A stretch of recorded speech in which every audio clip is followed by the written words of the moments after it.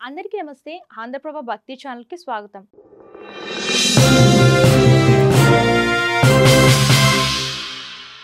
సాధారణంగా మనలో చాలా మంది శకునాలను నమ్ముతూ ఉంటారు. ఇందులో ముఖ్యంగా కొందరు బల్లి శకునాన్ని పరిగణలోకి తీసుకుంటూ ఉంటారు. బల్లి మన శరీరంపై ఎక్కడ పడిందనే దానిపై ఆధారపడి శుభం లేదా అశుభం జరుగుతుందని భావిస్తారు. మళ్ళీ ఇందులో పురుషులకు, మహిళలకు వేరువేరు ఫలితాలు ఉంటాయని విశ్వసిస్తారు.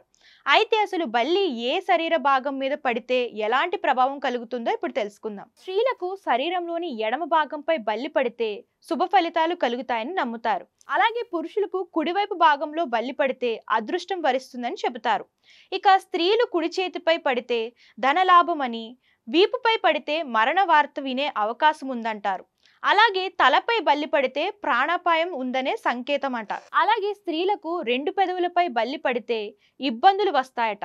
అలాగే పురుషులకు బ్రహ్మరంధ్రంపై పడితే మరణం సంభవిస్తుందని, ఎడమ భుజంపై పడితే గౌరవానికి భంగం కలిగే పనులు జరుగుతాయని నమ్ముతారు. ఇక నోటిపై బల్లి పడితే రోగాలు వస్తాయని, అలాగే పై పెదవిపై పడితే గొడవలు జరుగుతాయట.